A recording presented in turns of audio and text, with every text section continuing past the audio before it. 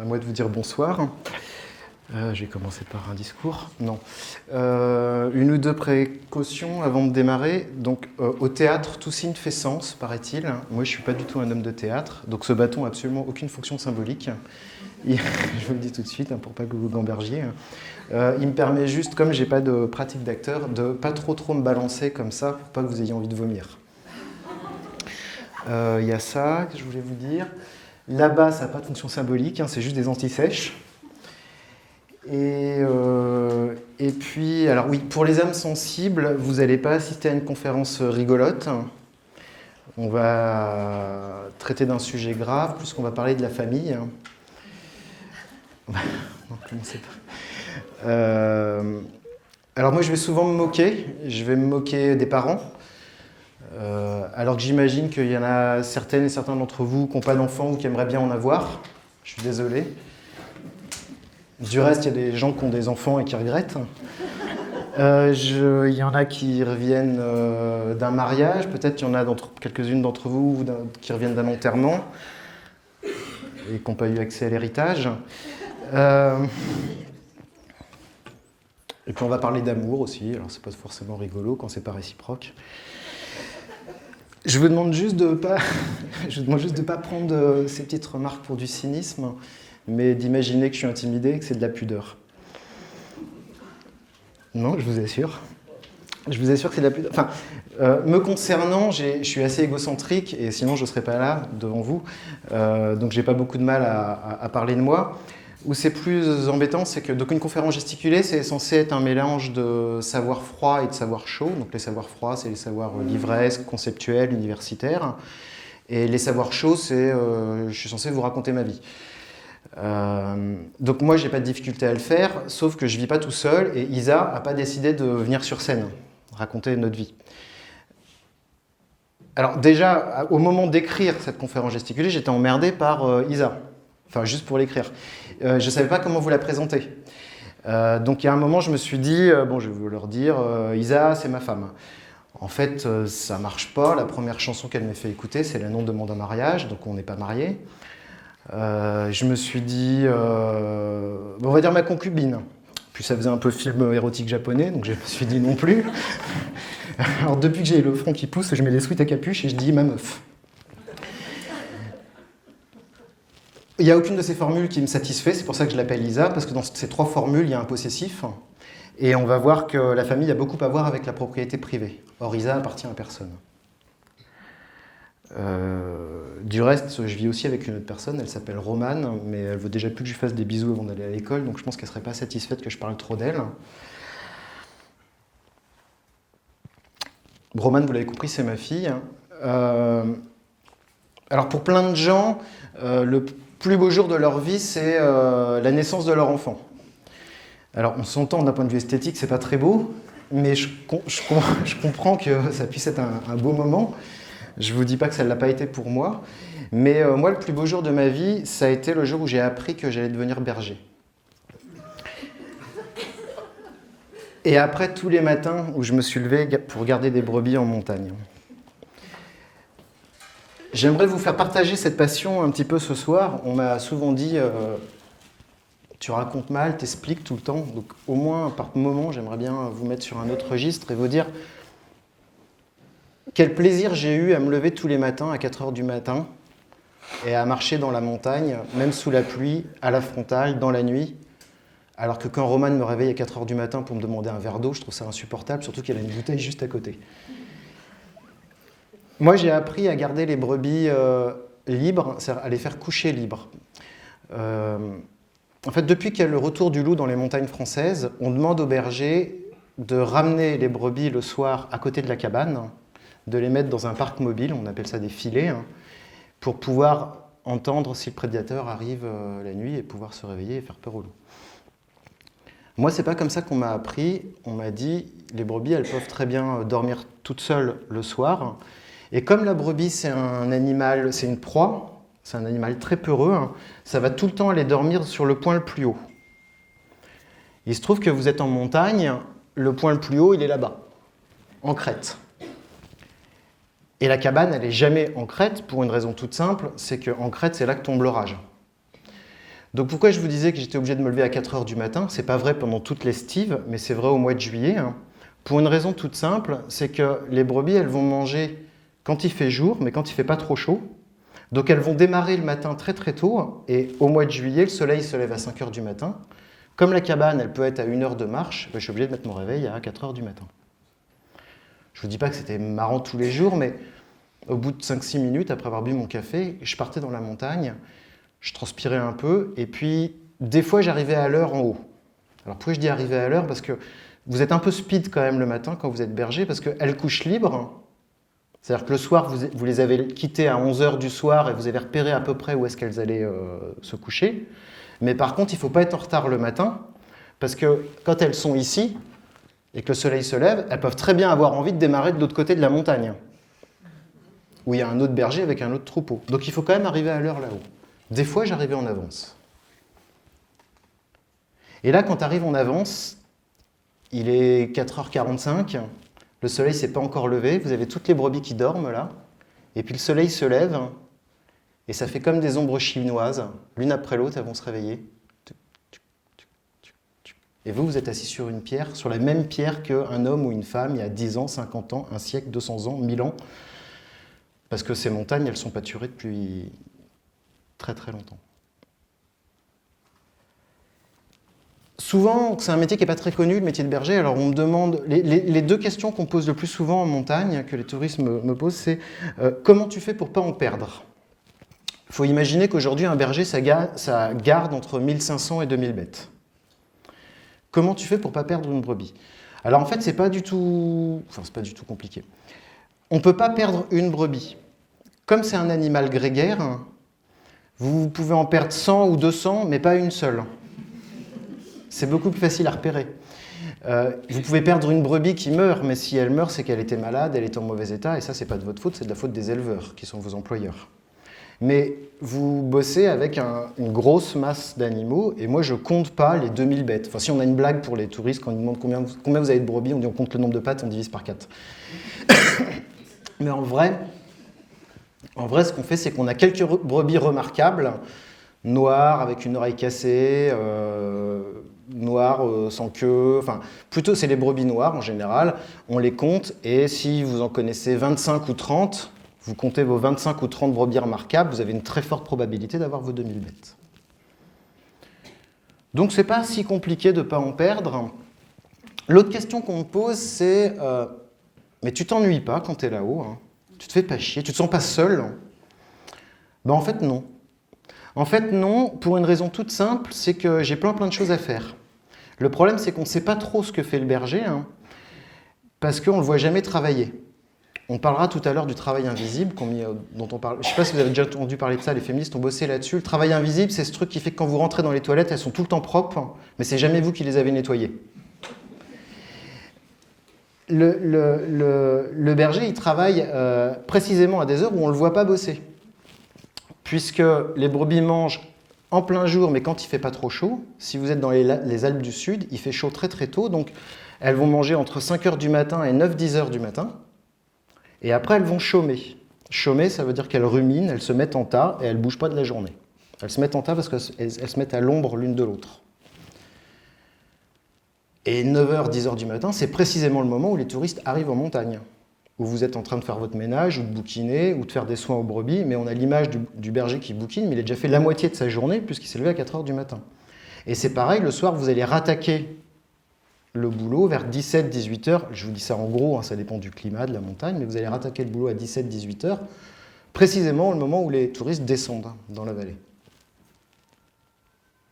Donc vous avez plein de trucs à faire en vrai, et vous n'avez pas le temps de vous ennuyer. Moi, les moments dans ma vie où je me suis le plus ennuyé, où je me suis senti le seul, c'est les mercredis, les dimanches et les vacances. Déjà tout petit, je ne supportais pas les mercredis, les dimanches et les vacances. J'attendais en fait de retourner à l'école. J'ai adoré l'école. Alors je sais qu'on n'est pas nombreux, mais il y en a, ça existe. Moi j'ai adoré l'école. J'imagine que c'est parce que dans ma famille c'était un peu l'école. Mes parents croyaient beaucoup dans l'association sociale par la culture. C'est-à-dire que quand on partait en vacances, comme il ne fallait pas péter plus haut que son cul, on allait en camping, mais par contre tous les jours, on allait faire des visites. Alors que moi, j'aurais bien aimé être à la piscine pour jouer avec les copains et les copines. Tous les jours, on allait faire des visites, et puis en allant des visites au terrain de camping, c'était l'interrogation dans la voiture. Alors, à quel âge la pyramide de Khéops? Et il y a combien de vitraux au château de Versailles? Ça, c'était quand j'étais petit. Puis alors, depuis que je suis adulte et papa, bah c'est pareil. J'y arrive pas. Je sais pas comment faire avec Roman, on n'a pas les mêmes goûts. Enfin, là, j'habite à la campagne, mais j'aurais rêvé d'habiter à la campagne quand j'étais petit.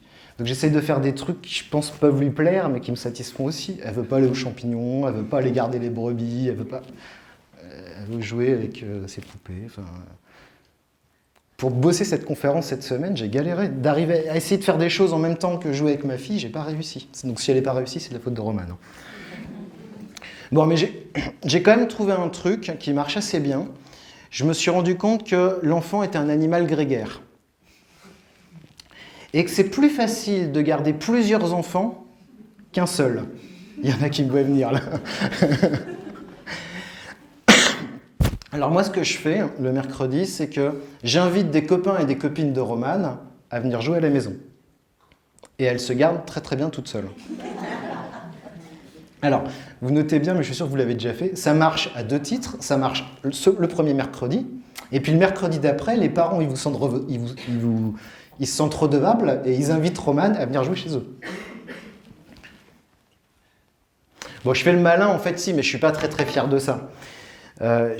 D'autant plus que je ne vous ai pas dit que... Donc là, je ne suis pas reparti en montagne depuis plusieurs années, mais la première année, Romane est né en septembre, je suis reparti 5 mois en estive.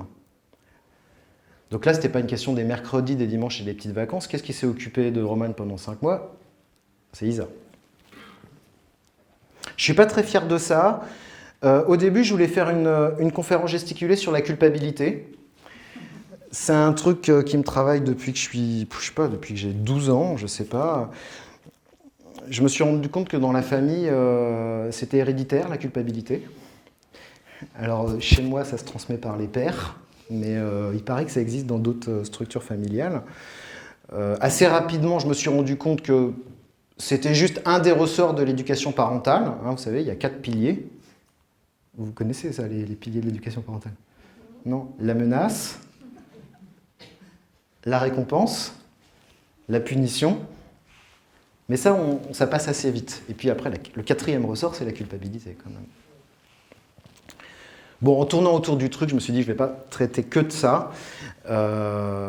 On va parler de la famille en général. Donc, je vous donne tout de suite la conclusion de la conférence gesticulée.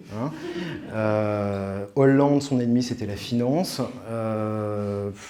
Macron, c'est la modestie. Les footballeurs, c'est les poteaux carrés.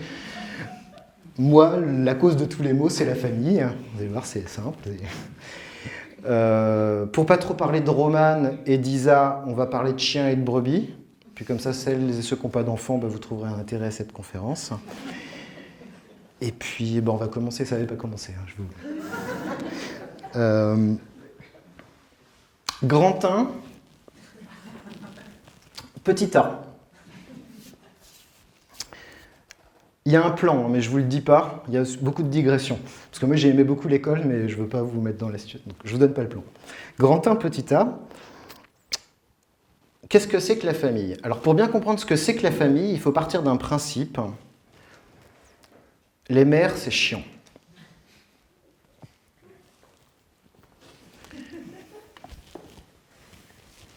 Je ne parle pas de vos mamans à vous, hein. Je te vois rigoler. Je parle des brebis, en fait. Autant c'est facile de garder 2000 bêtes avec un mauvais chien. 2000 bêtes, j'entends des brebis qui n'ont pas d'agneau. Autant c'est hyper dur de garder 1999 brebis sans agneau et une brebis qui a eu un agneau.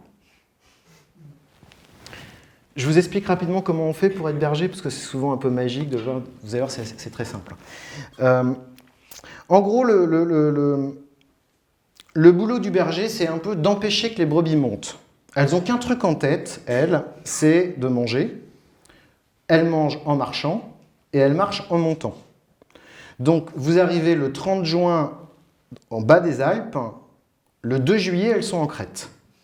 Le problème, c'est qu'en crête, il y a encore des névés, l'herbe n'est pas assez mûre, donc le but du berger, c'est de gérer l'herbe de telle sorte qu'elle puisse bien profiter et qu'elle mange raisonnablement l'herbe tout au long de l'estive et qu'elle redescende grosse, enfin en bon état. Donc si vous cherchez un berger à la montagne, 98 fois sur 100, vous avez des chances de le trouver au-dessus du troupeau. Vous imaginez que la Seine, ça monte, c'est la montagne. Vous avez le troupeau qui est là, et le berger qui est au-dessus, et qui les retient un petit peu. Alors de temps en temps, il les envoie un peu à coup à droite, un coup à gauche. Alors comment on fait pour envoyer les brebis un coup à droite, un coup à gauche? Ben, on se sert du chien. Le chien, l'essentiel du boulot, en fait, c'est pas de l'envoyer voir les brebis, c'est tu passes toute la journée à lui dire de rester au pied. Le chien, il a qu'un seul truc en tête, c'est qu'il veut pas perdre une seule brebis. Donc si tu le laissais faire, il ferait ça toute la journée. Donc en fait, vous passez votre temps à vous dire reste au pied, reste au pied, reste au pied. Et puis, au moment où vous voulez envoyer les brebis sur la gauche, vous le lâchez simplement, vous le lâchez, vous mettez votre bras comme ça, éventuellement si y a un touriste qui passe, vous dites à droite, mais en fait, il part tout seul comme un dératé comme ça, et puis vous l'arrêtez ici, stop, et comme les brebis ont peur de lui, le troupeau va aller par là-bas. Facile, hein? Ça, c'est s'il n'y a pas d'agneau dans le troupeau. Parce que ce qui se passe quand il y a un agneau, vous avez le troupeau, la mère et un petit agneau. Non, dans un peu de vocabulaire technique, ça c'est un nanin ou un doudou. Je ne sais pas si vous connaissez ça. En France, les enfants, ils ont ça beaucoup. C'est un truc... Il y en a qui ont des doudous, des nanins ou des enfants. Bon, ceux qui n'ont pas d'enfants, il faut y penser très vite. Quand vous voyez que votre enfant il s'attache à une peluche ou un objet comme ça, il faut tout de suite en acheter un autre en double. Parce que sinon, il ne va jamais réussir à dormir. Et il faut pour je dis tout de suite, parce qu'après, il faut qu'il ait l'odeur. Donc, ce n'est pas le vrai doudou, c'est le frère du doudou. Enfin. Donc là, c'est un agneau. Vous êtes ici, vous vous dites, je vais envoyer les brebis à gauche, et vous envoyez donc le chien. Le chien, il arrive. Et qu'est-ce qui se passe quand il est là? Il y a tout le troupeau là qui commence à partir, mais le petit agneau qui est tout mignon, il n'arrive pas encore à marcher, donc lui il reste là. Et comme il a une conscience professionnelle exacerbée, le chien, il va rester là. Et là vous avez... Alors lui il va rester là, et la mère, pour protéger son petit, elle vient se mettre devant. Donc vous avez 1999 bêtes qui sont en train de partir, vous ne savez pas où. Et là, vous pouvez envoyer tous les meilleurs chiens que vous voulez, hein, même avec des crocs énormes. Vous avez des chiens énormes ici, avec des gros crocs qui font... Elle est toute devant, elle n'a pas de crocs. Elle a juste sa patte. Avec sa patte, elle va taper comme ça. C'est ridicule. Mais en attendant, les trois chiens, ils sont là et ils n'avancent pas. Et vous êtes emmerdés pour travailler avec les autres bêtes là-bas. C'est pour ça que quand on est berger, on ne veut pas d'agnolage en montagne. C'est un proverbe, ou une revendication syndicale, mais les bergers sont peu syndiqués, qui consiste à dire « tous les agneaux qui naissent en montagne sont pour le berger ». Les vieux bergers, ils ne le font pas. En général, ils se débarrassent de l'agneau. Mais les jeunes bergers, ça se raconte qu'ils gardent les agneaux qui naissent en montagne pour se constituer leur troupeau.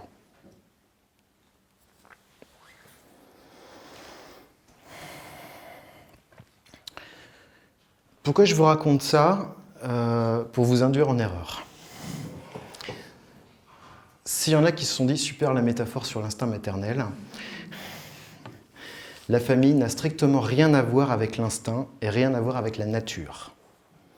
C'est le premier bloc de ma conférence.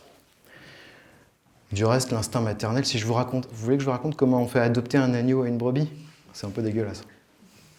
Bon, pour faire adopter un agneau à une brebis, en fait, on prend la peau de l'agneau mort qu'on met sur un autre agneau, et c'est à l'odeur qu'elle l'adopte. Donc c'est ça l'instinct maternel. C'est comme avec le doudou. Non, la famille n'a strictement rien à voir avec la nature ou avec l'instinct. La famille est une institution sociale. Alors, qu'est-ce que ça veut dire que de dire ça? On va utiliser deux termes qu'on utilise en philosophie, deux outils, c'est le nécessaire et le contingent. Pour les philosophes, ce qui est nécessaire, c'est ce qui ne peut pas être autrement. partout dans le monde, si vous faites tomber une pomme, elle va tomber avec une accélération de 9,8 mètres secondes carrés. Je vous ai dit que j'avais beaucoup aimé l'école. Partout dans le monde, on ne peut pas faire autrement. C'est une loi de la physique. Et physique, en grec, ça vient de physis, qui veut dire nature. Par contre, tout ce qui est contingent, tout ce qui peut être autrement, c'est du registre de la culture. Donc, moi, j'affirme comme ça tout seul, mais je ne suis pas tout seul, hein, j'ai lu des bouquins avant, que la famille, ce n'est pas un truc naturel, c'est culturel. On a un moyen de vérifier ça, c'est d'aller regarder ici et ailleurs, aujourd'hui et hier dans le monde, comment les êtres humains sont dépatouillés avec des données biologiques. Et on va voir qu'il y a plein de modèles familiaux qui ont existé et qui existeront. Alors, je ne vais pas partir sur un grand cours d'anthropologie, mais j'ai envie de vous donner 2-3 trucs quand même. Si vous voulez chercher là-dedans, vous allez regarder Lévi-Strauss, Françoise Lhéritier, les structures élémentaires de la parenté, enfin, ce genre de choses. Je vous fais très court, donc les spécialistes, je vais être grossier, hein, je vous préviens. Je vais pas... en gros, pour les anthropologues, la famille, elle est fondée sur 3 relations. Et ces 3 relations, elles prennent plein de formes différentes dans le monde. Il y a la relation d'alliance. C'est celle qui unit 2 familles ou 2 individus. Dit autrement, c'est le mariage. Donc on en a plein de sortes, hein, mariage religieux, civil, polygame, monogame. Polygame, vous avez polygynique et polyandrique. Souvent quand on dit polygame, on pense à polygynique, un homme qui a plusieurs femmes. Il y a quelques sociétés pour lesquelles le mariage est polyandrique. Ça, c'est la relation d'alliance. Vous avez une autre relation qui définit les liens que vont avoir entre eux les frères, les sœurs, les cousins germains, les gens de sa génération. Ça s'appelle la germanité. Je ne vais pas développer. Et puis, il y en a une autre qui s'appelle la filiation. C'est les normes sociales qui définissent à quel individu, à quelle famille appartient un individu. De quelle famille je vais hériter, de quelle famille je vais hériter le nom, avec qui je vais avoir le droit de me marier, pas me marier, enfin, ce genre de choses. On en a 3, en gros, j'illustre. En Occident moderne, là en France, on a ce qu'on appelle un mode de filiation indifférencié. C'est-à-dire qu'un enfant, quand il naît, il n'appartient pas plus à la famille de son père que de sa mère, il a 4 grands-parents, il appartient de manière indifférenciée, il hérite de ces deux géniteurs. Bon, ça, c'est pas du tout universel. On trouve des modes de filiation patrilinéaires et matrilinéaires. D'ailleurs, le matrilinéaire a été très commun et est encore très commun à plein d'endroits dans le monde. Je développe juste celui-ci. Le mode de filiation matrilinéaire, c'est un mode de filiation où la maman de l'enfant, ça va être sa génitrice, mais le papa de l'enfant, ça va être l'oncle maternel. D'accord ? Vous voyez, ça commence à être un peu différent. Ça ne veut pas dire que le géniteur, il n'a pas de rôle, hein, mais ça veut dire qu'on distingue les rôles. Il y a des sociétés où le géniteur, il apporte l'affection, et le papa, donc l'oncle maternel, il apporte l'autorité, l'éducation, l'élevage.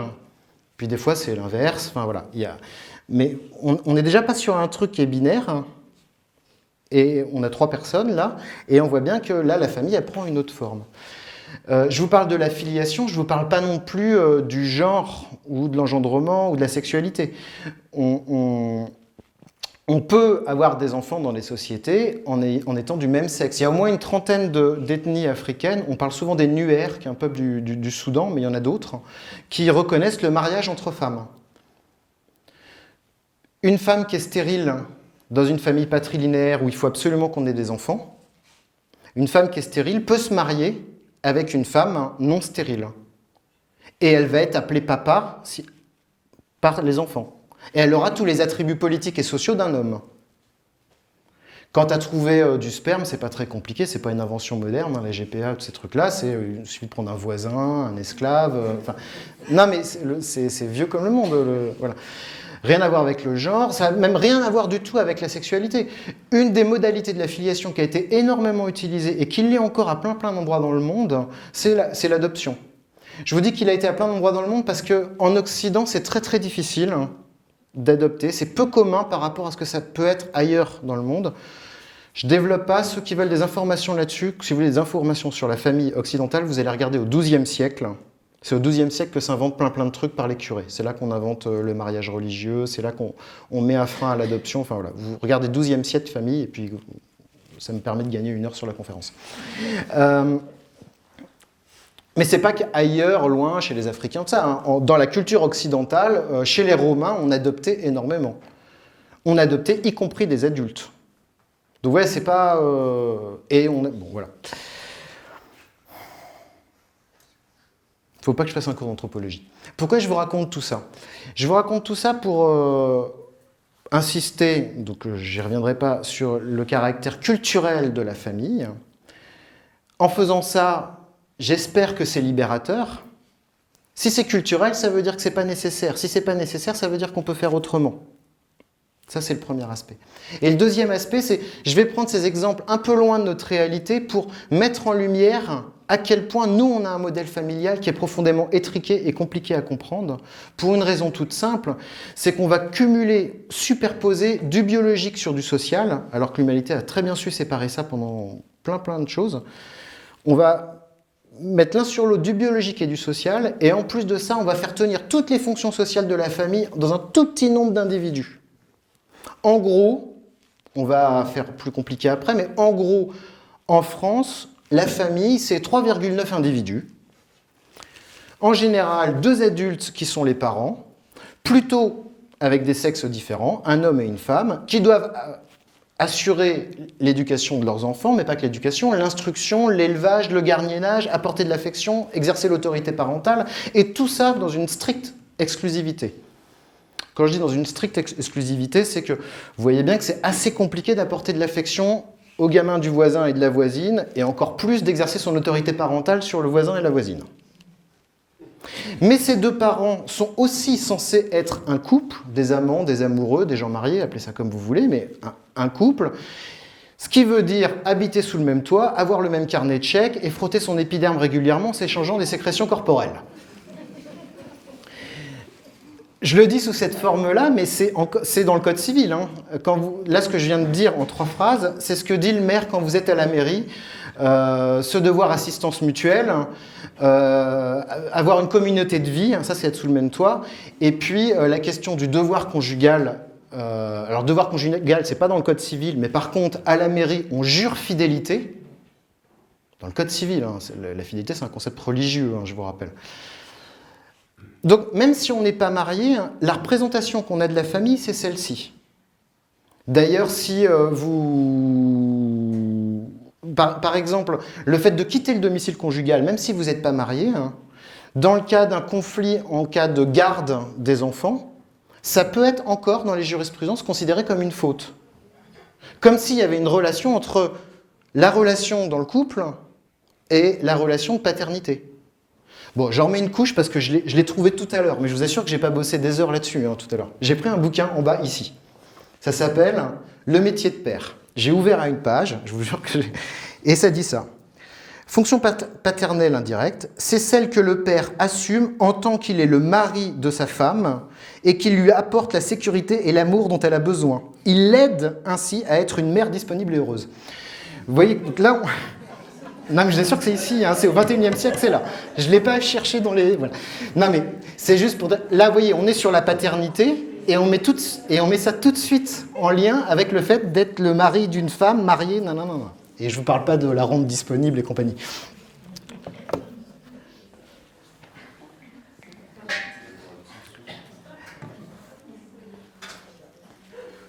Avec Isa, on s'est dit... Alors, je ne vous cache pas, c'est facile pour moi de parler, elle n'est pas là. Donc c'est un peu...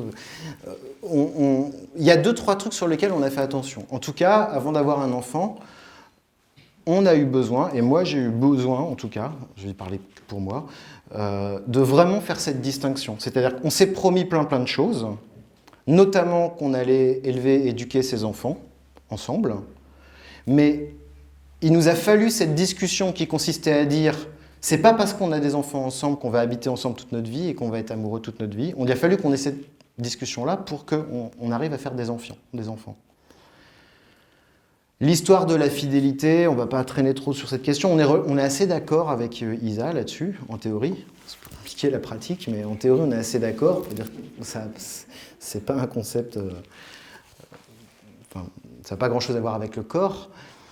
On a un désaccord sur la manière qu'on peut avoir d'en parler à nos enfants.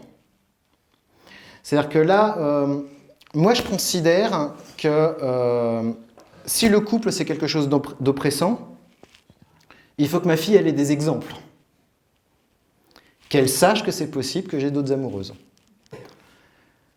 Alors Isa, elle est d'accord théoriquement sur le fait que j'ai d'autres amoureuses, par contre, elle n'est pas d'accord sur le fait qu'on en parle à nos enfants. Parce qu'elle considère que c'est que du ressort de la vie des adultes. Alors j'ai trouvé un truc pour en parler à Romane. Je ne sais pas si vous connaissez Astrapi.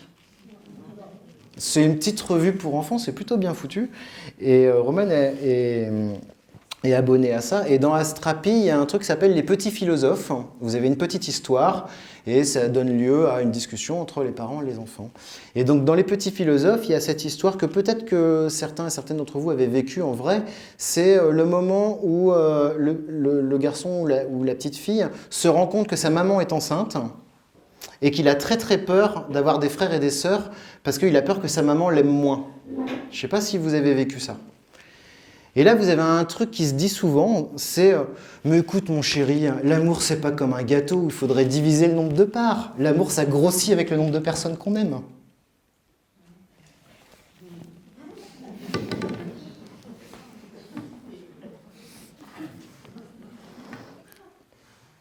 J'ai une autre copine, pas Isa, qui m'a dit un jour « Si tu me parles de fidélité, moi je pense tout de suite à une laisse. »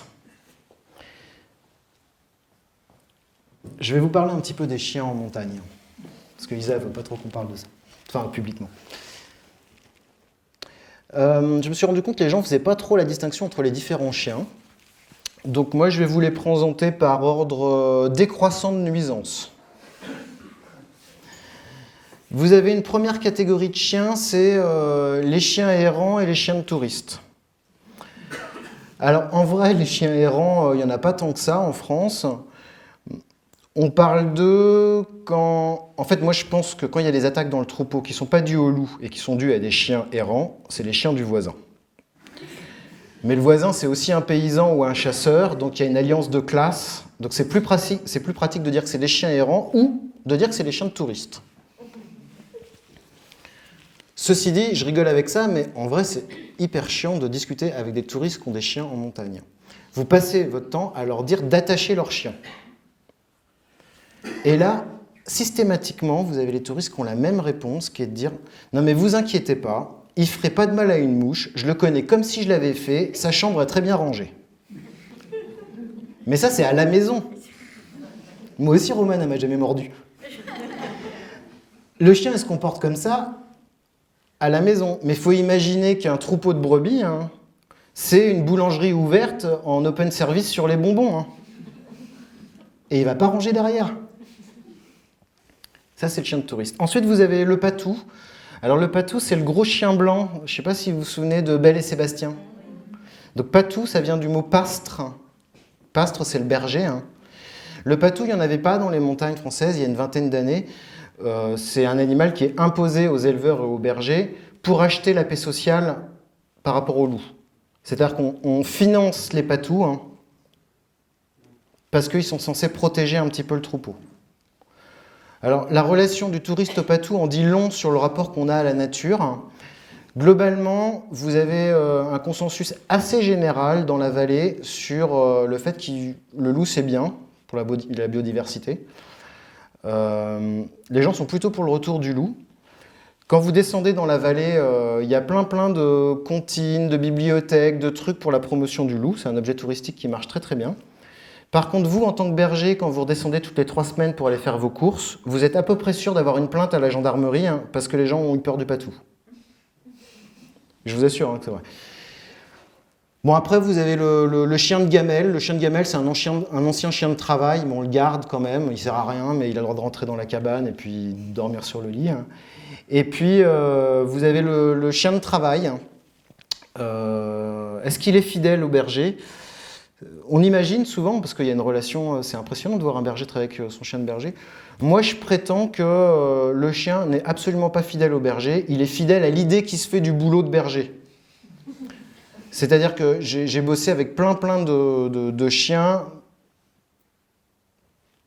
de bergers, de chiens, de troupeaux, qui n'étaient pas les miens, et en fait, ça marchait très bien, parce que ce qu'ils voulaient faire, c'est travailler avec les brebis. C'est-à-dire que c'est plus facile de faire un boulot de berger avec un chien qu'on ne connaît pas en connaissant bien les brebis que si vous êtes dresseur de chiens et que vous ne connaissez rien aux brebis. Vous voyez ce que je veux dire? En gros, il faut le laisser faire et dire 2-3 mots quand il y a un touriste qui passe. Sans aucune transition, revenons à nos moutons. Grand 2, petit B. Je dis ça comme ça. À quoi ça sert la famille? On va voir un certain nombre de fonctions sociales, c'est comme ça qu'appellent les sociologues les trucs à quoi sert la famille. La première qu'on va faire, je l'ai mise là dans la conférence gesticulée, au début je la mettais plus tard, mais je me dis on va le faire maintenant, comme ça on va s'en débarrasser vite. C'est oui, la famille ça sert à s'occuper des gosses. Je la mets tout de suite parce que je me suis rendu compte que cette conférence gesticulée qui traite de la famille est énormément demandée par des associations qui travaillent sur la parentalité. Par famille, on entend très vite enfant. On va voir qu'on peut traiter d'autres choses. Mais voilà, comme ça sera fait. La parentalité, je ne vais pas trop en parler. Il y a peut-être des gens dans la salle qui pourront m'expliquer. Ça fait à peu près deux décennies que c'est une profession, la parentalité. Moi, je ne sais pas trop... En tout cas, ça fait des milliers d'années que les gens se débrouillent avec leur môme. Et maintenant, il faut avoir bac plus 24 pour s'occuper des enfants. En plus, ce qui est compliqué, c'est que tout le monde a un avis. Tout le monde a un avis, et en plus, on a tous le même. C'est qu'on ne veut pas refaire comme nos parents ont fait avec nous. Alors, tout le monde a un avis, mais il y a deux catégories de gens qui n'ont pas le droit de donner leur avis. Il y a d'abord celles et ceux qui n'ont pas d'enfants. Alors là, si tu n'as pas d'enfant... Non mais... Toi, tu ne peux pas savoir que tu n'as pas d'enfant. Comme si tu n'avais pas éprouvé, en tant qu'adulte, la situation d'être un enfant. Mais comme tu n'as pas d'enfant, tu n'as pas le droit de donner ton avis. Ça ne touche pas tout le monde de la même façon, ça touche plus les femmes. En France, enfin, c'est une vraie norme sociale d'avoir des enfants. Passé 30 ans, si tu es une femme, si tu n'as pas de gamin, si en plus tu es au chômage, c'est un vrai handicap social. Tu n'as pas de conversation. Non mais, en fait, on ne se souvient pas, quand on est parent, à quel point c'est chiant d'être dans une réunion de parents. En fait, quand on est parent, on a tendance à avoir des conversations qu'on pense universelles. Alors, il a bien fait caca, et t'en es où de l'ophtalmo? Et moi, je me souviens que j'avais pas d'enfant. Enfin, et donc, les parents font pas attention à ça. Alors que des fois, t'as juste pas envie d'en avoir. Ou des fois, ça fait 2 ans que t'essayes d'en avoir et tu y arrives pas. Donc, bon, voilà, ceux qui n'ont pas d'enfants n'ont pas le droit de donner leur avis. Et il y a une autre catégorie de gens qui n'a pas le droit de donner son avis, c'est tous les autres éducateurs. Les grands-parents, les instits, les beaux-parents, les animateurs, les travailleurs sociaux, le CPE, le prof, tous ces gens qui passent beaucoup de temps avec vos enfants, des fois plus que vous, eux par contre ils n'ont pas le droit de donner leur avis. En fait, on est d'accord pour confier quelques missions à d'autres. En général, c'est l'élevage et le gardiennage. Mais en gros, vous êtes d'accord pour confier les enfants aux grands-parents pour aller au cinéma ou pour aller se promener, mais par contre, là, c'est juste pour leur donner à manger et les garder, on est d'accord. Mais vous n'êtes pas d'accord pour quand vous rentrez, ils sont en train de leur faire le catéchisme, ou de regarder un film de guerre ou un truc comme ça. Moi, j'ai financé une partie de mes études en m'occupant des gosses des autres. J'ai été beaucoup animateur, directeur de colo, ce genre de choses. Et je me souviens d'une période, alors les plus jeunes, ça ne va pas vous rappeler grand-chose, mais ceux qui sont un peu plus âgés, il y a une période où il y a eu beaucoup de bruit dans les médias à propos d'une affaire de pédophilie, qui était l'affaire Dutroux, qui était un pédophile belge, voilà. Et donc, il y a eu, moi en tant qu'animateur, on m'a demandé à un moment, je vous assure, de m'occuper des enfants, de jouer avec eux, de les garder, de les faire rire, mais sans avoir trop de manifestations d'affection. Comme si c'était possible de séparer, de tout distinguer. Je suis désolé parce que d'habitude j'ai tous les gens en face et là j'essaie de choper tous les regards, c'est pas facile. J'ai eu un autre poste d'observation de la famille plus tard. J'ai été CPE. Alors je ne sais pas si vous voyez ce que c'est CPE. Tu sais ce que c'est parce que tu es CPE? Donc ça veut dire quoi CPE? CPE, c'est en fait le premier contact que nous les parents on a avec l'école. Ouais. C'est la personne qui connaît le mieux ses enfants. C'est ça. Conseiller principal d'éducation. Alors souvent quand on est gamin, on n'aime pas forcément le CPE parce que c'est le gars ou la nana chez qui on va quand on se fait virer de cours. Moi j'ai adoré être CPE. J'ai adoré être ce grand méchant. Alors pourquoi j'ai aimé être CPE? D'abord quand tu es CPE, tu as du pouvoir. Et ouais, c'est pas peu. C'est pas peu. Quand tu es prof, j'avais été prof avant, quand tu es prof, tu en as 35 en face de toi. Alors que CPE, tu en as un seul dans ton bureau. Le rapport de force, c'est pas le même. J'ai aimé ça et puis surtout, ça m'a rappelé ma période d'animateur. En fait, en tant que CPE, ce que j'aimais bien, c'est que j'avais l'impression d'être directeur de colo. Le but des profs, leur rôle, autant que ça soit possible, mais ça ne l'est pas, mais c'est de faire de l'instruction. On fait la distinction entre instruction et éducation. Ils sont censés apporter des savoirs. Le boulot du CPE, c'est de faire tout le reste, faire de l'éducation, savoir comment on fait pour vivre ensemble dans un même espace. Donc je vous dis, j'avais l'impression d'être directeur de colo, c'est surtout quand tu as un internat. Quand il n'y a pas d'internat, c'est un peu plus chiant. Mais quand il y a un internat, CPE, ça veut dire quoi? Ça veut dire s'occuper des couloirs, s'occuper des toilettes, s'occuper des coups de blouse, s'occuper des préservatifs, s'occuper des pétards, s'occuper des parents. J'ai trouvé ça génial. Ça m'a vachement plu. Et puis je me suis rendu compte d'un truc, c'est que certes, les enfants que j'avais dans mon bureau, c'était plutôt des enfants qui n'étaient pas très heureux d'être à l'école. En tout cas, des enfants qui avaient des difficultés avec la discipline scolaire. Mais quand je leur demandais, entre deux punitions, entre se faire virer ou rester collé pendant 3 jours dans le bahut, en général, ils préféraient rester collés. Parce que les gamins que j'avais dans mon bureau, ils étaient plus en sécurité à l'école que chez eux. Et ça, bon, je vous ai dit que ça ne serait pas une conf rigolote. Je ne peux pas faire autrement que de parler de ça. Ça ne va pas durer longtemps, mais je suis obligé de le dire. L'endroit le plus dangereux, c'est la famille. Dans les journaux, on parle d'animateurs, de curés, d'éducateurs, d'instits, de profs de sport qui violent les petits-enfants. Je ne dis pas que ça n'existe pas, mais 90% des enfants qui se font violer, c'est dans le cercle familial. Les femmes, c'est pareil. Tout à l'heure, je vous ai parlé d'un truc qui s'appelle le devoir conjugal. Heureusement, depuis pas très longtemps, il y a des jurisprudences depuis les années 90 qui reconnaissent le viol conjugal. Mais en fait, c'est là qu'il y a le plus de viols. C'est dans la famille. En termes de mort, il y a une femme en France qui meurt sous les coups de son conjoint tous les 3 jours.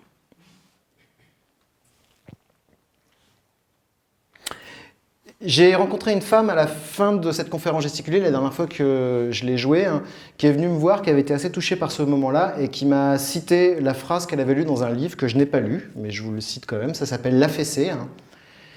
Et c'est une phrase qui l'avait marquée et je me suis promis de la redire sur scène.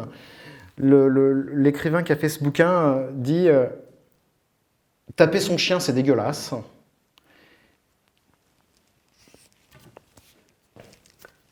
Pardon. Taper sa femme, c'est interdit par la loi. Taper son môme, c'est l'éduquer.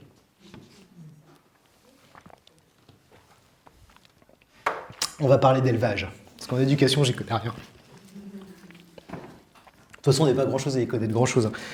Avec Isa, on s'était dit, avant d'avoir des enfants, on s'était dit, on se répétait ce proverbe qui est de dire « Avant, tu as des valeurs, après, tu as des enfants ». Vous connaissez ce truc-là? Moi, j'habite sur un territoire, il y a plein de babacools d'extrême gauche. Donc, personne à la télé. Donc, j'ai transformé, je dis, avant, t'es contre la télé. Après, t'es content de passer un petit DVD quand faut épouiller ta fille. Non, on va parler d'élevage. J'ai remarqué un truc chez les jeunes bergers, hein, c'est qu'ils adoraient envoyer le chien. Quand je dis envoyer le chien, c'est pas le lancer comme ça dans la montagne, hein. C'est lui dire à droite, à gauche, ramène le journal. Enfin, c'est... Et je me suis demandé pourquoi. Pourquoi c'était surtout les jeunes bergers, je parle pas en âge, hein, je parle en expérience. Pourquoi les jeunes bergers envoyaient le chien aussi souvent, alors qu'un vieux berger, en fait, il envoie très très peu le chien. Il marche doucement. Et les brebis, elles sont étalées sur toute la montagne, sur des dizaines d'hectares, et tu travailles à la jumelle. Qu'est-ce qui fait que quand on commence dans la profession, on adore envoyer le chien? Je pense que c'est parce que ça donne du pouvoir. En fait, tu peux lui dire « débarrasse la table », il débarrasse la table. Tu dis « va à droite » et tu as le pouvoir sur 80 000 kilos de viande vivante qui peuvent aller dérocher de l'autre côté de la montagne. En fait, tu as du pouvoir. Il ne faut pas s'y prendre comme ça. On dit que les brebis, elles ne mangent pas avec les pattes. Ça veut dire quoi? Ça veut dire que à chaque fois que tu les fais marcher, tu leur fais perdre des calories. Et le but du jeu, c'est de les engraisser. Alors, ce n'est pas l'essentiel. L'autre idée, c'est de dire que si tu les emmerdes pas, elles savent ce qui est bon pour elles. Elles vont aller choisir la petite herbe qui leur fait du bien parce qu'elles ont mal aux yeux. Ou, vous voyez, donc, moins tu les touches, plus elles vont profiter. Mais ça veut dire se faire confiance et faire confiance au troupeau. C'est pour ça que quand tu es jeune, tu aimes avoir du pouvoir, mais c'est aussi pour te sécuriser. Il y a Luc qui m'a appris une partie de ce métier, qui m'a dit cette phrase un jour. Un bon berger, ça doit être comme un bon démocrate. Il faut juste leur donner l'illusion de la liberté.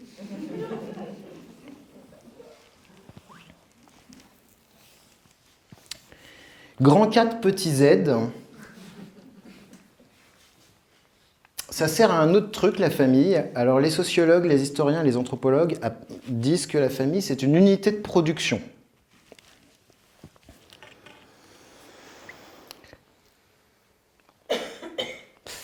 Je vais revenir sur mon petit cours d'anthropologie tout à l'heure, je le mets en petit bout. Il y a un truc qui est universel, la famille prend plein de formes, mais il y a un truc qui est universel, c'est que partout dans le monde, on trouve des règles qui disent avec qui tu as le droit de te marier, avec qui tu as le droit d'avoir des relations sexuelles et avec qui tu n'as surtout pas le droit d'en avoir. On appelle ça l'universalité du tabou sur l'inceste. Partout dans le monde, il y a des règles qui disent ça. Ça n'a toujours rien à voir avec la biologie, hein. Par exemple, dans une famille matrilinéaire, vos cousins et cousines germaines du côté de votre mère ne sont pas accessibles à la sexualité et au mariage, alors que les cousins germains du côté paternel ne font pas partie de votre famille. Donc le tabou sur l'inceste ne porte pas sur eux. Alors que vous voyez bien que d'un point de vue biologique, c'est la même chose. Donc voilà, cette règle elle est universelle. Il y a un anthropologue à la fin du XIXe siècle qui demande à un autochtone pourquoi cette règle existe. Et il essaie de voir, il lui pose cette question, mais pourquoi tu ne te maries pas avec ta sœur? Et l'autochtone lui répond, mais si je me marie avec ma sœur, avec qui je vais aller chasser? Dit autrement, cette relation qu'on appelle l'alliance, elle consiste à élargir son groupe pour aller chercher des beaux-frères, des belles-sœurs, des collaborateurs. On fonde une famille dans le monde pour aller chercher d'autres travailleurs et travailleuses, pour partager les différentes fonctions sociales. Du reste, on fait des enfants aussi beaucoup pour ça, pour faire des futurs travailleurs pour notre retraite. Non, mais ça l'a été pendant très très longtemps. Alors, ça c'est vrai avant. Avant la société industrielle, l'essentiel des biens et services qui étaient consommés étaient produits dans le cercle familial. La richesse des nations dépendait de la richesse des ménages. Les gouvernants n'avaient pas vraiment de politique économique, mais ils avaient un intérêt à ce qui se passait dans la famille, parce que la nation, sa richesse, elle allait dépendre de la richesse des ménages. Depuis la révolution industrielle, les gouvernants ont toujours un intérêt sur les politiques familiales, pas parce qu'elles produisent des biens et des services, mais parce qu'elles produisent des travailleurs et des travailleuses. Alors, au XXe siècle, même le début des premières politiques familiales, c'est pas pour produire des travailleurs et des travailleuses, c'est pour produire des militaires. On commence à avoir plein de propos familiaristes ou natalistes à partir de la guerre, après la guerre de 1870 et après 14-18. Il faut repeupler la France. Donc là, vous avez toute une propagande pour que les femmes elles fassent beaucoup d'enfants. Donc chair à canon, chair à patron. Aujourd'hui, c'est plutôt chair à patron. On a un intérêt sur ce qui se passe dans le lit des familles parce que là, en Europe, récemment, là, dans Le Monde, ce mois-ci, j'ai lu tout un gros article sur les inquiétudes qu'avaient les Européens par rapport à la baisse de la natalité. On est emmerdé parce qu'il va falloir payer les retraites.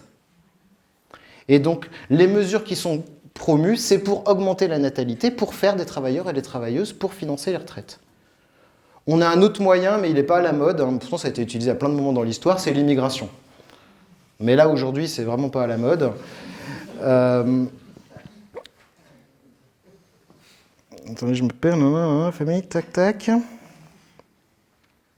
Oui, les politiques familiales permettent de jouer sur la population active d'une manière très très simple. Vous pouvez augmenter ou faire baisser la population active en fonction du nombre de crèches que vous allez mettre à disposition. Vous faites d'une pierre deux coups. Hein. Si vous êtes plutôt, il y a une dimension politique réactionnaire de faire revenir les femmes à la maison. Et puis si vous voulez faire baisser le chômage, vous faites réduire la population active en rendant l'accès à la garde des enfants plus difficile. Du coup, elles sortent du marché du travail et ça fait baisser le chômage. Donc ça se mesure très très bien. Il suffit de comparer les crèches, les différents pays et les taux de chômage. Et c'est un des leviers. C'est un des leviers. Donc elle sert à produire des travailleurs, des travailleuses, mais elle produit toujours des biens et des services. On considère qu'il y a à peu près encore l'équivalent d'un tiers du PIB qui est le fait d'une production domestique. Il faut que je vous parle de ma mère, parce que j'en ai pas parlé. Ma mère, elle avait un métier, elle était chauffeuse de taxi. Elle passait beaucoup d'heures dans la voiture dans la semaine. Elle nous amenait, mon frère, ma sœur et moi, au solfège. Je ne sais pas si je vous l'ai déjà dit, oui, je vous l'ai déjà dit. Il croyait beaucoup dans l'ascension sociale par la culture. Elle nous amenait, mon frère, ma sœur et moi, au piano, mon frère, ma sœur et moi, au basson, aux percussions, beaucoup, hein, ils y croyaient.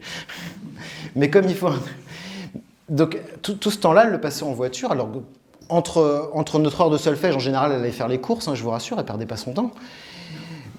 Mais elle passait beaucoup de temps en voiture.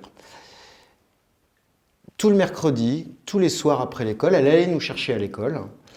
Je ne sais pas comment elle faisait pour faire aussi le ménage, la couture, appeler les gens de la famille, hein, parce que c'est ma mère qui s'occupait. Alors, je ne sais pas si c'est vrai chez vous, hein, c'est ma mère qui prenait, qui prenait des nouvelles dans la famille. Hein. Hein, y compris du côté de mon père. Alors que, bon, après mon père, il pouvait pas, lui, y bosser à côté. Alors que ma mère, elle avait juste un métier, elle était prof. Vous savez combien ça représente? Ah donc, bon, je vous le fais pas, vous avez pigé, hein, ce tiers de PIB qui est produit, il est essentiellement produit par les femmes.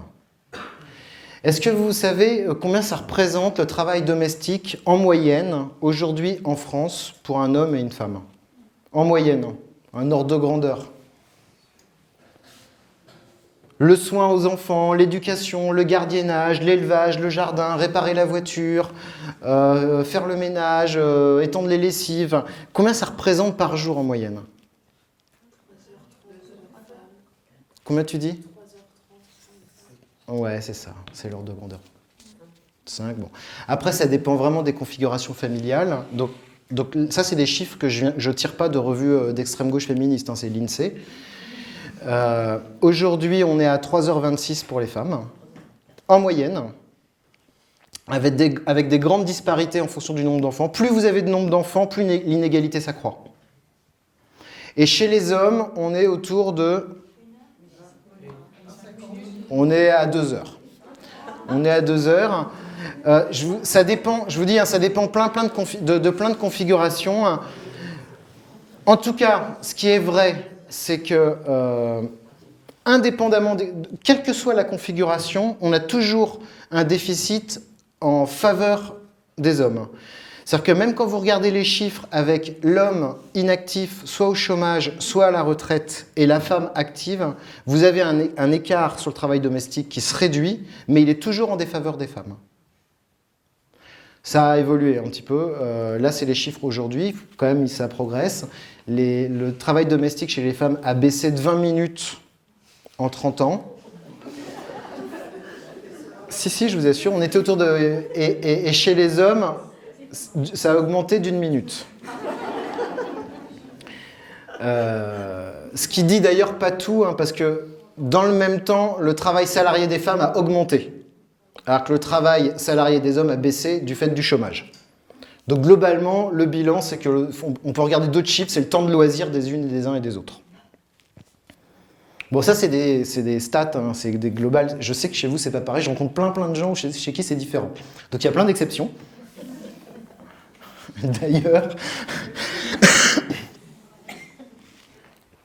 D'ailleurs, avec Isa, nous, c'est vachement égalitaire.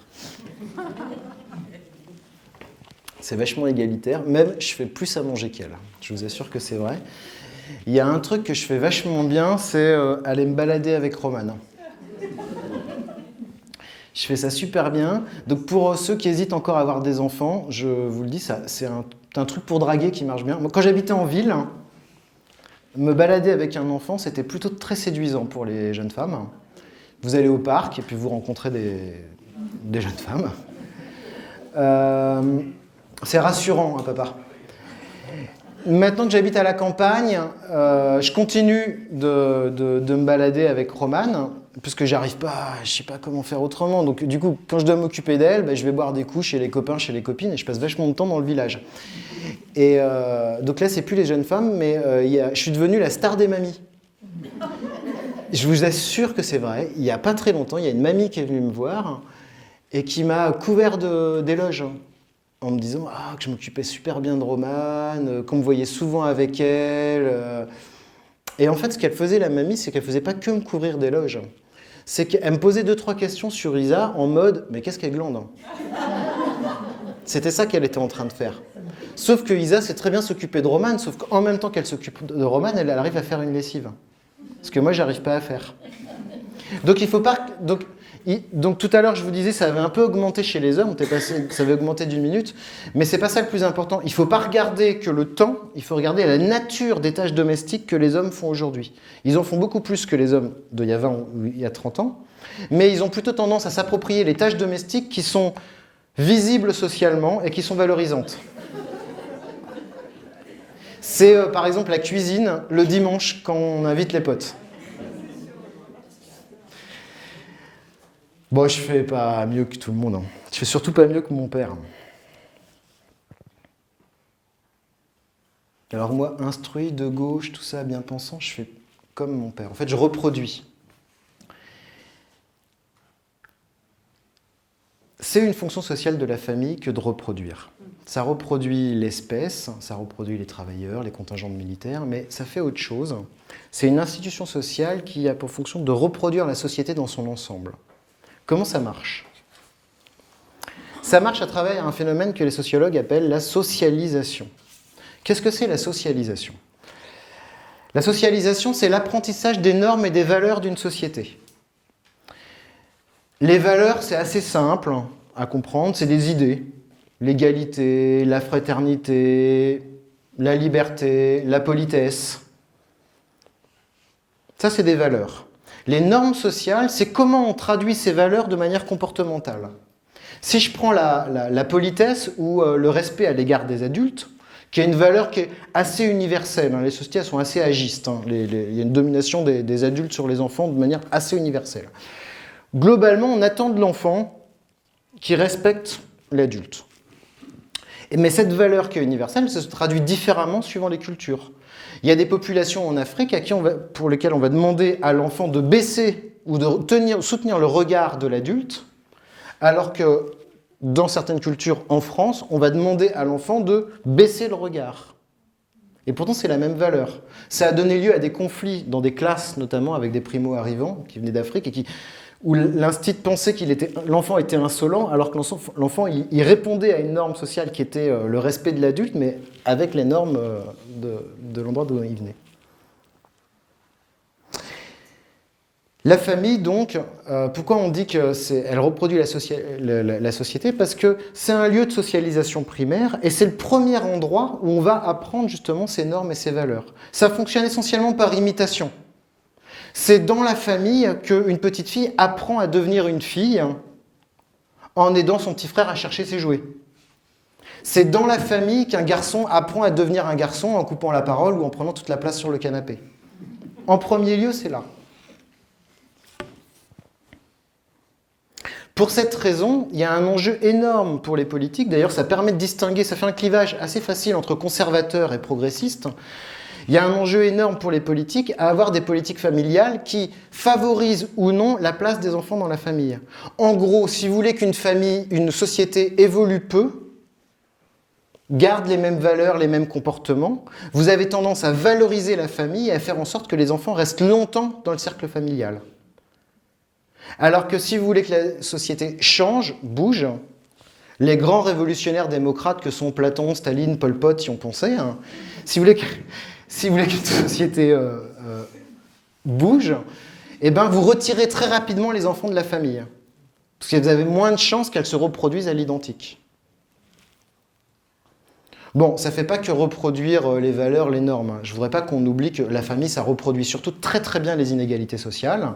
Hein, on se souvient qu'on a appris à l'école que depuis le XVIIIe siècle, on n'héritait plus de la position sociale de ses parents.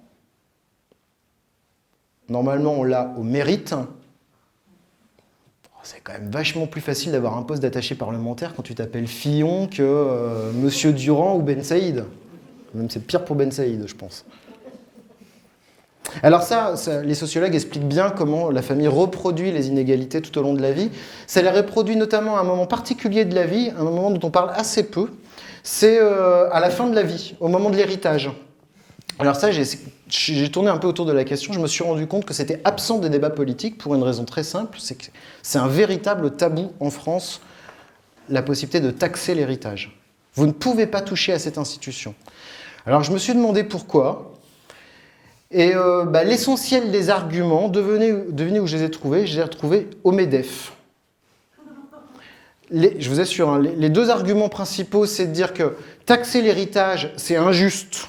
Donc c'est un principe moral. C'est injuste parce que les gens ont déjà été taxés toute leur vie.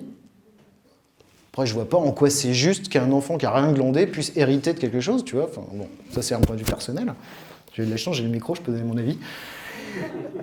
Mais l'autre raison, hein, c'est que taxer l'héritage serait un frein à l'accumulation du capital. Il se trouve que c'est une des définitions du capitalisme. Je voudrais rendre ce soir hommage aux gens qui m'ont appris le métier de berger, notamment à Christophe, qui est un herbacier. C'est un terme qui est très peu connu. En gros,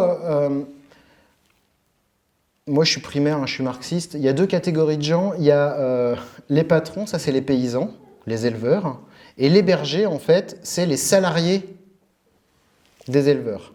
Vous avez des éleveurs qui ont un troupeau, qui ont des terres, hein, et qui, pour deux raisons, mettent les brebis en montagne l'été, soit parce que c'est le sud et c'est très très sec en Provence, et du coup, ils mettent les brebis à la montagne, qu'ils font garder par un berger, parce que c'est en montagne qu'il y a de l'herbe. Et l'autre raison, c'est que l'été, ils ont besoin de faire les foins pour l'hiver. Donc les prairies qui sont en train de faucher, hein, ils ne peuvent pas les faire pâturer. Donc ils mettent les brebis en montagne, sous la garde d'un berger.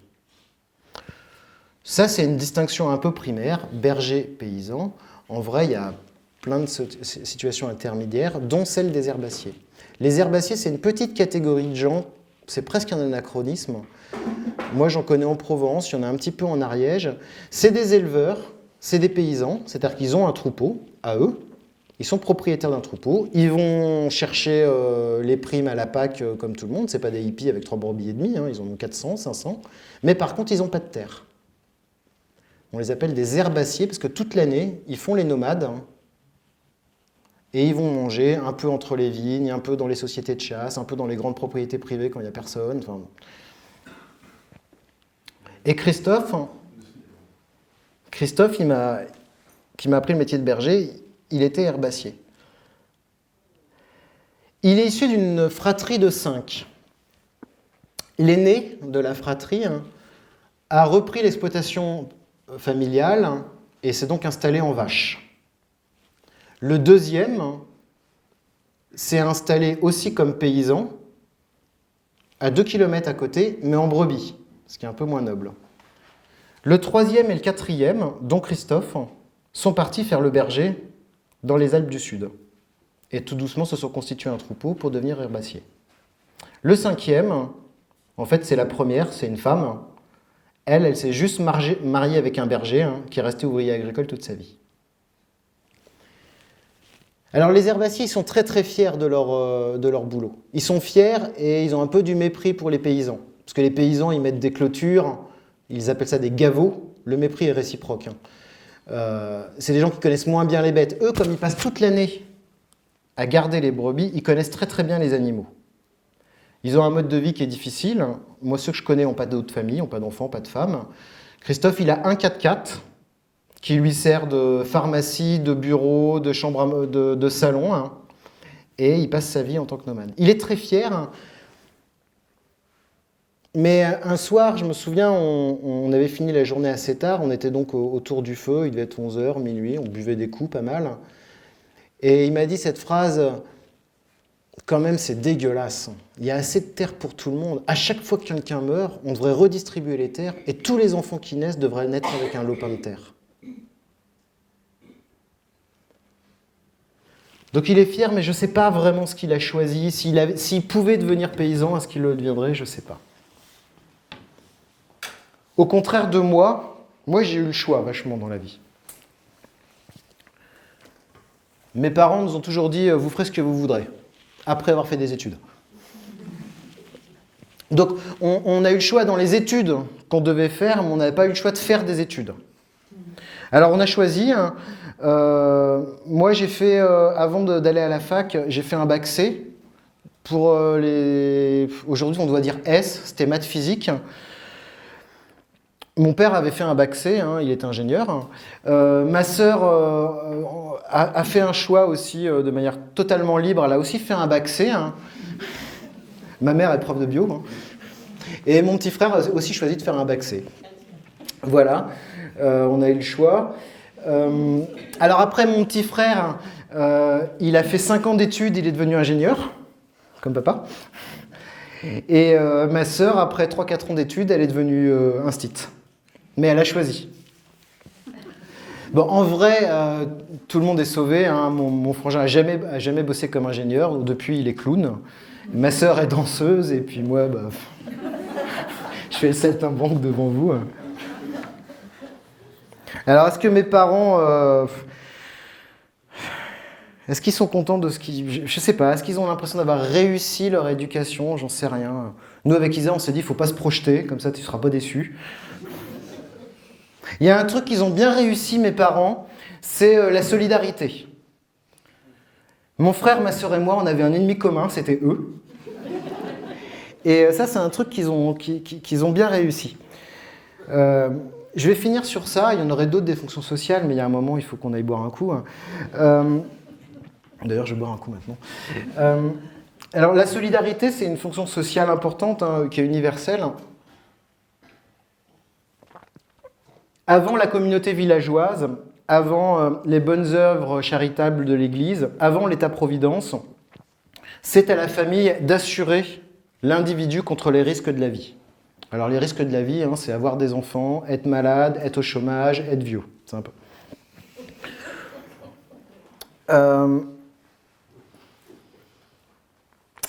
Aujourd'hui encore, alors qu'on a un État-providence, il y a même des gens qui trouvent qu'on en a trop, c'est encore la famille qui tient énormément ce rôle-là. Le problème, c'est qu'on ne s'en rend pas compte. On ne s'en rend pas compte parce que ça passe de manière insidieuse sous forme de dons et de contre-dons. Vous vous souvenez du tiers du PIB dont je vous parlais tout à l'heure, qui est produit dans la famille. Il est produit dans la famille, mais il est aussi échangé à l'intérieur du cercle familial. Et en fait, c'est considérable. Sur une vie entière, hein, c'est beaucoup, beaucoup de choses. Ça va des cadeaux d'anniversaire en passant par le cadeau de mariage, mais c'est aussi les coups de main pour bricoler la voiture. C'est aussi la résidence secondaire de la tata qui permet de ne pas payer un camping ou un hôtel, mais de partir en vacances. C'est la garde des enfants le mercredi et le dimanche faite par les grands-parents. Hein. C'est la première voiture que vos parents vous lâchent. Elle est en mauvais état, mais au moins ça vous fait une voiture que vous avez gratuitement. C'est la mutuelle de votre père ou de votre mère que vous gardez 1 ou 2 ans en étant étudiant. Toutes ces choses-là, elles comptent énormément, y compris pour les inégalités économiques dont je parlais tout à l'heure. On ne se rend pas compte, surtout quand on est fâché avec sa famille.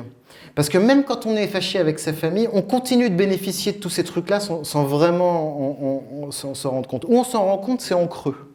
C'est les gens qui n'ont pas de famille qui voient bien l'intérêt d'avoir une famille. Il y a un moment dans ma vie où j'ai bossé en CHRS. CHRS, c'est un centre d'hébergement et de réinsertion sociale. J'étais agent d'accueil. Bon, c'est maton pour foyer de SDF. En CHRS, j'avais que des hommes, c'était non mixte, mais des hommes qui venaient d'horizons très très différents. Il y avait des gamins qui avaient 18-19 ans qui étaient toxicomanes. Il y avait des gars qui étaient demandeurs d'asile depuis 1 an. Il y avait, oui, le gros monsieur avec une barbe qui est alcoolique, mais il y avait aussi des gens qui n'étaient pas alcooliques. Il y avait, je me souviens d'un bonhomme qu'on a levé on a réveillé tous les matins à 5h du mat parce qu'il avait un boulot, il était en CDI, il n'était pas alcoolique, il n'était pas malade, il avait juste beaucoup de dettes, il avait fait un mauvais divorce et ça faisait 1 an et demi qu'il était en foyer. Je me suis demandé qu'est-ce que tous ces gens avaient en commun. Comme j'avais fait des études de sociologie, essayer de regarder c'est quoi le... Ben, je ne trouvais pas grand-chose en termes de parcours professionnel ou d'origine socio-économique. En fait, la seule chose qu'ils avaient en commun, ces gens-là, c'est qu'ils n'avaient pas de famille. En fait, tu as beaucoup plus de chances de te trouver à la rue si tu n'as pas de famille que si tu es pauvre. Ce n'est pas qu'une question économique. La sortie de la société, elle se fait en premier lieu en sortant des liens familiaux. Alors, le fait que la famille continue d'avoir ce rôle d'apporter de la solidarité aux individus, on pourrait se dire c'est sympa, mais moi ça m'emmerde. D'abord parce qu'il y a des gens qui n'ont pas de famille, donc qu'est-ce qu'on fait d'eux? Et puis ça pose un autre problème, c'est que la solidarité familiale, elle est inconditionnelle. C'est-à-dire que tu n'as pas le choix. Tu ne peux pas déshériter tes enfants, par exemple. Moi je ne sais pas si Roman va être sympa. Ça se trouve, je préférerais ses copines ou ses copains. Je ne peux pas les déshériter. Tu as l'obligation d'assurer la subsistance de tes parents, y compris s'ils t'ont tapé dessus pendant toute ta jeunesse. Elle est inconditionnelle. Alors c'est pratique, hein. C'est pratique parce que ça nous permet de nous désengager d'autres responsabilités. Ça marche à tous les coups. Tu vois, tu ne peux pas appeler ton patron et dire « Oui, allô, bah là j'ai recueilli des migrants dans la rue, je ne peux pas venir au boulot aujourd'hui parce qu'il faut que je les héberge. » Ça, tu ne peux pas le faire. Par contre, tu dis « Ah, ma fille est malade, je suis désolé, je ne pourrais pas venir. » Ou nous, avec Isa, on n'aime pas trop sortir le soir. Donc en général, je fais « Bah non, là ce soir, c'est Isa qui sort, je garde les enfants. » Et ça, en fait, ça marche super bien. C'est inconditionnel, c'est inattaquable. En gros, vous voulez vous désengager d'une responsabilité. Ça donne même des droits. Hein. Il y a des congés pour les gens qui ont des enfants que les gens qui n'ont pas d'enfants n'ont pas. Mais bon, en gros, vous mélangez gastro-entérite, enfant, mamie, enterrement. Et vous pouvez vous désengager de tout. Bon, ça ne serait pas si grave si c'était qu'un problème privé et moral. Ce qui me pose problème, c'est que l'essentiel de notre imaginaire politique est fondé sur une certaine idée de la famille. Vous avez énormément de métaphores pour parler de la cité, et ça depuis Platon, qui basent l'organisation de la cité sur la famille. Et principalement la question de la solidarité. D'ailleurs, vous avez un champ sémantique, les nations sœurs, la fille aînée de la République, l'armée qui est une grande famille. Vous avez remarqué, la solidarité, d'ailleurs, c'est masculin, c'est la fraternité. Je n'ai pas trouvé le mot équivalent pour les meufs. Comment tu dis? Ouais, la sororité. Mais la sororité, ça ne dit pas fraternité. Ça dit l'état d'être sœur. Vous voyez ce que... Bon, on en recausera tout à l'heure, on buvera un coup. Mais c'est féminin. Alors, pourquoi c'est problématique? Parce que, en étant inconditionnel, ça nous permet de hiérarchiser l'idée de solidarité et de dire qu'il y a des solidarités qui sont plus importantes que d'autres. Vous avez un monsieur, un grand penseur français, hein, qui a eu cette phrase d'une redoutable intelligence un jour, qui a dit cette phrase. « Je préfère ma fille à ma cousine à ma voisine française à ma voisine européenne à ma voisine africaine. » Ce type-là, il s'appelle Jean-Marie Le Pen. Et vous voyez sur quel ressort ça fonctionne.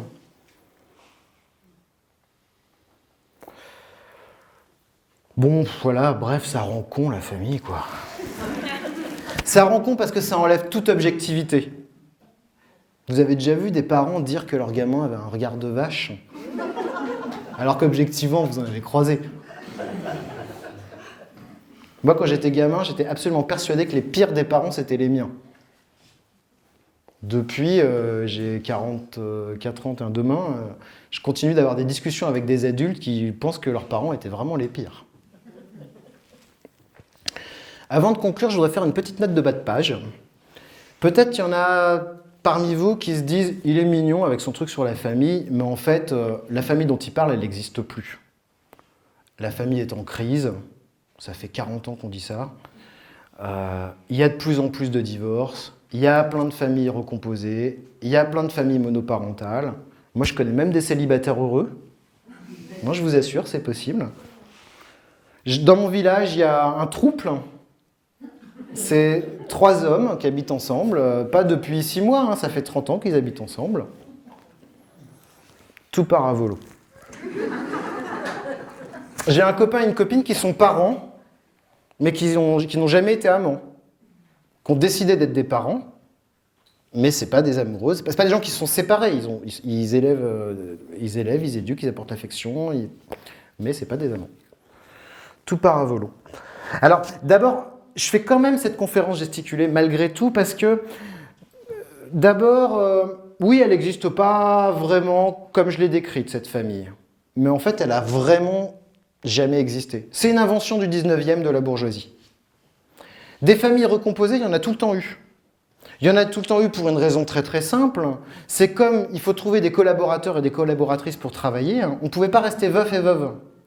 Donc les comptes français, ils sont remplis de marâtres et de parâtres. Il y a toujours eu des familles recomposées. Oui, il y a une légère baisse du nombre de divorces, du nombre de mariages, mais légère, elle est largement compensée par le Pacs. Du reste, le mariage est toujours une valeur. J'ai regardé un peu les chiffres de ce que faisaient les gens qui divorçaient. Il y en a une grande part qui recommence. Vous avez beaucoup de gens divorcés qui se remarient.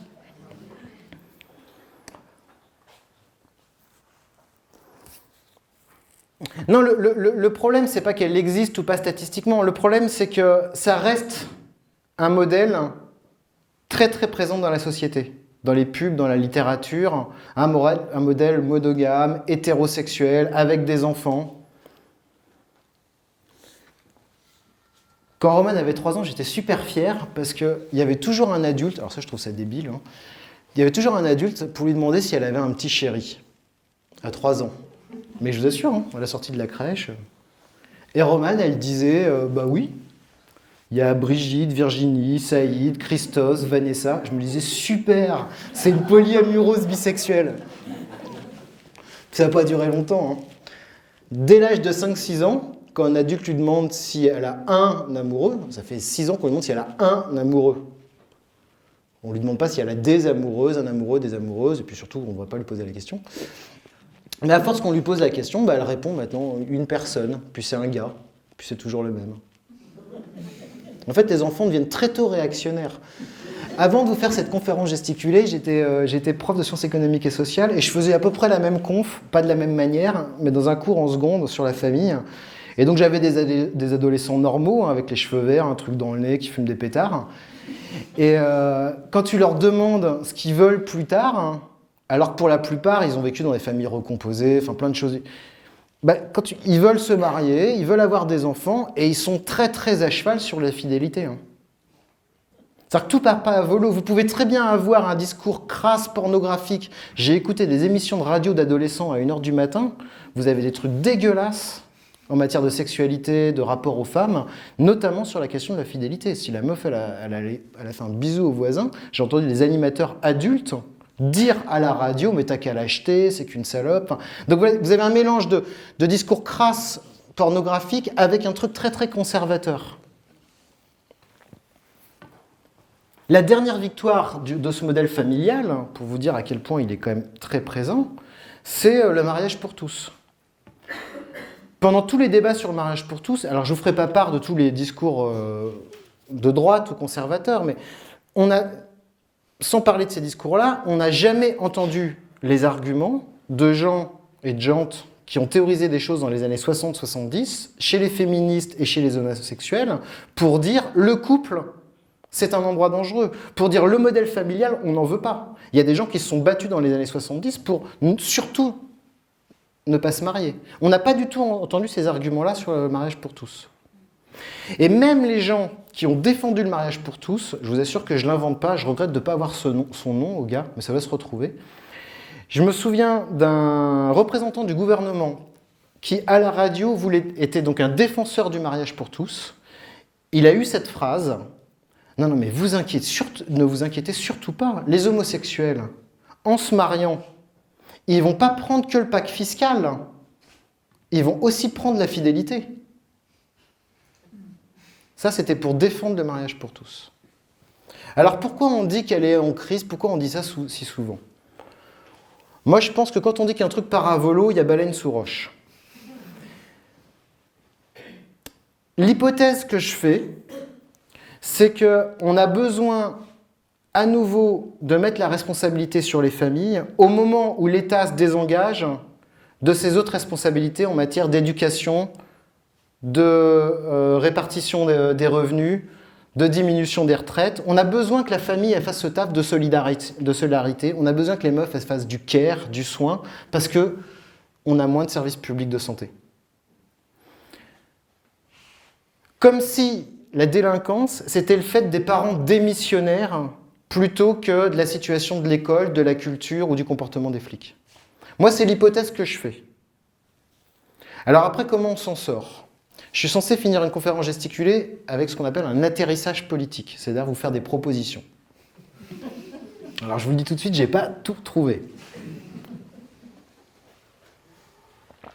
En fait, à titre personnel, je fais comme vous tous, je bricole. Ce que je voulais surtout faire en faisant cette conférence, c'était mettre sur la place publique cet objet qui était la famille pour en refaire un objet politique. En fait, on a beaucoup de choses chez les juristes, chez les pédagogues, chez les psychologues, mais la famille, comme sujet politique, a été complètement abandonnée depuis les années 70. Il y a eu quelques expérimentations chez les hippies, babacool, dans les communautés, il y a... ça fait 40 ans, 50 ans maintenant, mais aujourd'hui on en parle très peu. Même à gauche, Ségolène Royal, elle a eu des discours sur la famille qui étaient aussi réactionnaires que Valéry Giscard d'Estaing 30 ans avant. Donc moi je voulais faire ça. C'était une manière de faire mienne ce slogan féministe des années 60 qui était de dire tout ce qui est privé est politique. Et même si ce qu'on vit dans la famille, on le vit de manière intime, mais ces affects, on les vit comme ça parce qu'on est formaté pour les vivre comme ça. Le sentiment amoureux à l'égard de son conjoint ou de sa conjointe, il n'est pas universel. Les êtres humains, ils ont toujours aimé des gens, mais l'amour... Enfin, le mariage d'amour, c'est une invention très récente. Ma grand-mère, elle n'a pas aimé mon grand-père. Elle a aimé d'autres gens, mais elle n'a pas choisi mon grand-père. Nos affects, ils sont sociaux. Donc si on les met sur la place publique, même si on les vit intimement, ça veut dire qu'on peut les travailler collectivement. Donc c'est pour ça que je fais cette conférence gesticulée. On peut travailler la question de la jalousie si on en parle collectivement. On peut travailler la question de l'éducation de nos gamins, parce qu'on galère tous de la même manière. C'est hyper libérateur. Moi, d'avoir des copines qui me disent « Putain, j'en veux plus de ce môme, je regrette de l'avoir fait », évidemment, ça va changer après, mais de pouvoir se le dire, c'est déjà libérateur. Et après, on peut bosser.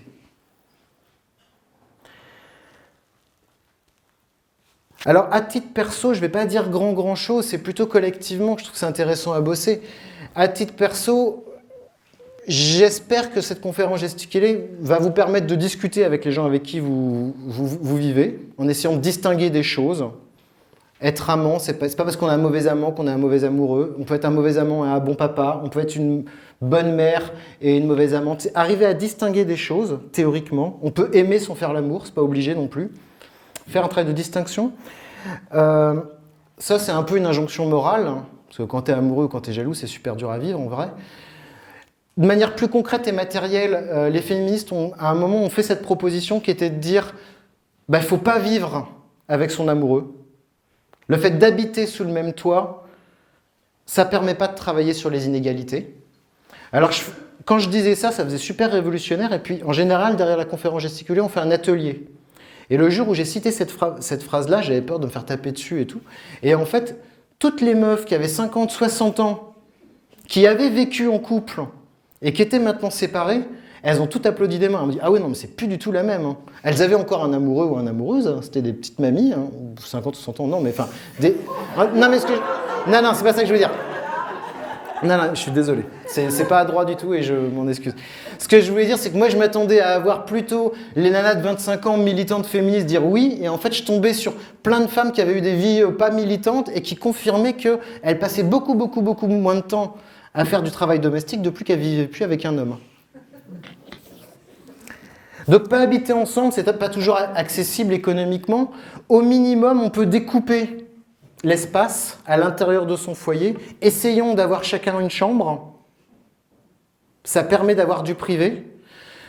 Quand les sociologues bossent sur l'organisation de la cellule familiale d'un point de vue architectural, quand il y a un espace qui est privatisé, hein, en général, il est pour le mec. L'espace, non mais je ne dis pas que c'est vrai partout, mais vous réfléchirez chez vous. Hein. Est-ce qu'il y a des... Alors des fois, c'est pas possible, mais quand il y a un espace où la personne peut être un peu tranquille, qui n'appartient qu'à elle, c'est pour le garçon. Donc d'essayer d'avoir chacun une chambre, bah, c'est pas mal. Et puis sinon, de découper, séparer le temps. On ne peut pas essayer d'être des moments où on n'est que parents, mais des moments où on n'est que amants, et puis des moments où on est parents et amants, et puis aussi des moments où on est célibataire. Je n'ai pas à te rendre de compte sur ce que je vais faire. C'est des petites propositions modestes. Je vais plutôt m'adresser aux travailleurs et aux travailleuses, aux professionnels, pour travailler collectivement sur ces questions-là. Les gens qui ont en charge de travailler sur la famille, s'il vous plaît, est-ce que la famille pourrait ne pas que se résumer à la parentalité ? Il y a plein de gens qui sont célibataires, mais qui ont aussi des parents à s'occuper. Alors je dis ça peut-être parce que j'approche de 45 ans, mais maintenant je me rends compte que il faut s'occuper des anciens. Et il y a très peu de... Dans le mot famille, je suis allé regarder à la CAF, hein, sur 10 mesures, il n'y en a aucune sur s'occuper de ses grands-parents, de ses parents. C'est tout tourné sur la parentalité. Essayez de ne pas s'adresser qu'aux mamans quand vous bossez sur la parentalité. Alors ça, j'ai un truc, si vous bossez sur la parentalité et que vous avez que des femmes, eh ben, le seul truc que j'ai à vous proposer, c'est faites tout sauf parler des gosses. En fait, les mères, elles ont des gueules des gosses. Le meilleur moyen de bosser sur la parentalité, c'est de parler syndicalisme, d'aller au restaurant, de parler de se raconter des blagues de cul et d'aller danser. Je pense que c'est le plus grand service qu'on peut servir à des mamans. Et puis si vous bossez avec des jeunes, des adolescents, il y a un champ entier pour lequel il n'y a pas d'institution pour faire un travail d'éducation. C'est tout le champ de la sexualité. C'est pas à l'école de faire ça. La prof de biologie, elle fait de la biologie. C'est pas à la famille de faire ça. Lisa veut pas qu'on en parle. En fait, il y a tout le champ de l'éducation populaire. Une des missions que je lui donnerais, en tout cas c'est celle que je me donnais quand j'étais directeur, quand j'étais animateur, j'avais moins le choix, mais une des missions de l'éducation populaire, ça peut être de faire tout ce travail auprès des jeunes autour de, quand je dis sexualité, c'est beaucoup plus large que ça, autour de la question du consentement, de l'amitié, de l'affection. Il n'y a pas d'espace pour travailler ça. Et puis celles et ceux qui bossent avec des tout jeunes enfants, c'est très dur de ne pas reproduire les rôles masculins et féminins. Donc moi, je vous propose d'aller vous former. Il y a plein d'associations féministes qui bossent très bien là-dessus, sur avoir une éducation non genrée. C'est pas le tout de le savoir, mais d'avoir des petits trucs et astuces. Allez, je vous donne le dernier que j'ai appris, moi.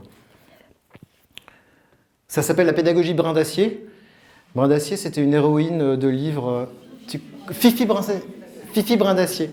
Bah, un truc que j'ai appris il y a vraiment pas longtemps, et c'est une assoce féministe qui me l'a appris, c'est...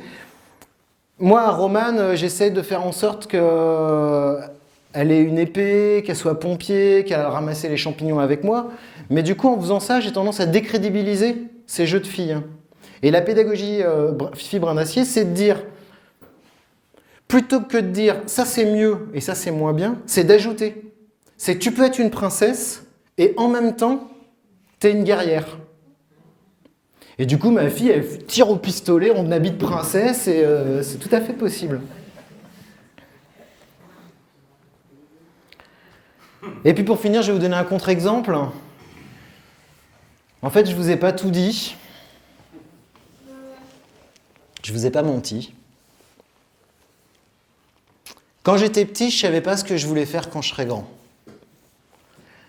Il y avait un seul truc dont j'étais à peu près sûr, c'est que je ne voulais pas ressembler à mon père. Pas ressembler à mon père, ça voulait dire pas devenir ingénieur, pas porter une cravate, pas être propriétaire d'une maison, pas habiter avec la même femme, pas avoir des enfants avec la même femme. Des choses très très floues d'un adolescent. Alors, il y a des trucs que j'ai réussi, hein. Je suis pas ingénieur et je porte pas de cravate. Mais il faut que je vous avoue que ça fait 20 ans qu'on est ensemble avec Isa. Et pendant des années, même en rêve, je pouvais pas avoir une relation amoureuse avec quelqu'un d'autre. Pendant des années. Puis un autre truc que je vous ai pas dit, hein, parce que je voulais pas réécrire la conférence gesticulée. Je me suis moqué des parents, un peu des enfants. Puis en fait, avec Isa, on a récidivé pendant que j'écrivais cette conf. On voulait pas que Romane soit toute seule à supporter ses parents. Et on a eu une autre fille, elle s'appelle Nour. En arabe, ça veut dire lumière.